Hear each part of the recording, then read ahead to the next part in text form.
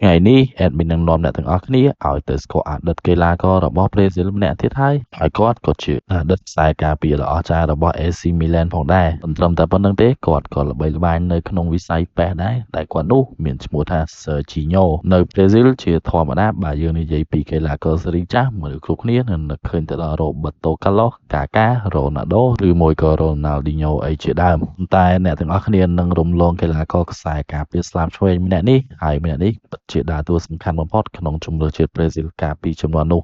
ก็จึกสายกาปีสลามในเมียนละเบือนเลื่อนจอรถลางมันจะฮอตหายแทนแต่งกรอบบาสาติดพองเซอร์จิโญกอดกันในขนมชนะมวยปอมปรำบัวโดยเชื่อสมวยในขนมตีกรองมวยขนมโปรตีบราซิลไอ้กอดมันจับได้มาชิปชีเกลาก็บาตอดในขนมคลับโตเชื่อชาในขนมโปรตีบราซิลหมุนหนังลายเหมือนดอกคลับทมซาโปโลในซาโปโลกอดเปิดบานละออมันเต้นโดยอยากไปใบชนะกอดบอลหางคลุนมามวยโดยเชื่อประคุดหนึ่งโรคบันดับกรอบเชียงขนมเนียมจิกสายกาเปียไอ้กอดบันช่วยซาโปโลชเนี่ยเปลี่ยนทงศกเชื่อชาของได้hai đại kinhปีสมรรถภาพរបស់គាត់ AC Milan បានទិញគាត់ទៅកាន់ទឹកដី San Siro នៅក្នុងឆ្នាំ1999ទៅដល់ AC Milan គាត់មានឱកាសលេងជាមួយកីឡាករកំពូលជាច្រើនដូចជា Paolo Maldini, Kaká, Andrés Shevchenko, Gennaro Gattuso និង Kaká អីជាដើមហើយនៅជាមួយ AC Milan គាត់បង្ហាញខ្លួនរហូតដល់200ជាងប្រកួតនិងរកបានរហូតដល់24គ្រាប់ក្នុងនាមជាខ្សែការពារហើយចំណែកឯ achievement របស់គាត់ក៏ច្រើនដូចគ្នា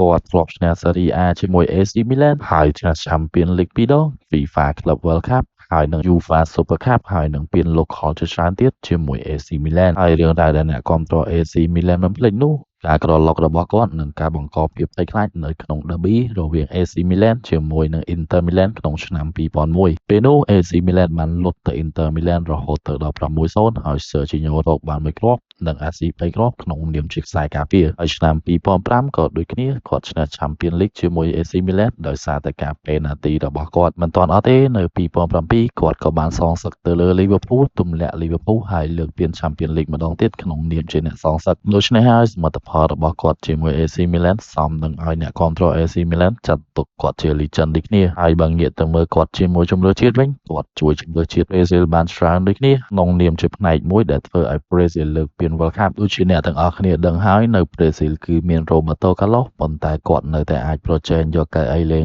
ដូចគ្នាហើយមិនត្រឹមតែប៉ុណ្ណោះទេគាត់បានជួយឲ្យ Brazil ឈ្នះពាន Copa America នៅក្នុងឆ្នាំ1999ផងដែររហូតមកដល់ឆ្នាំ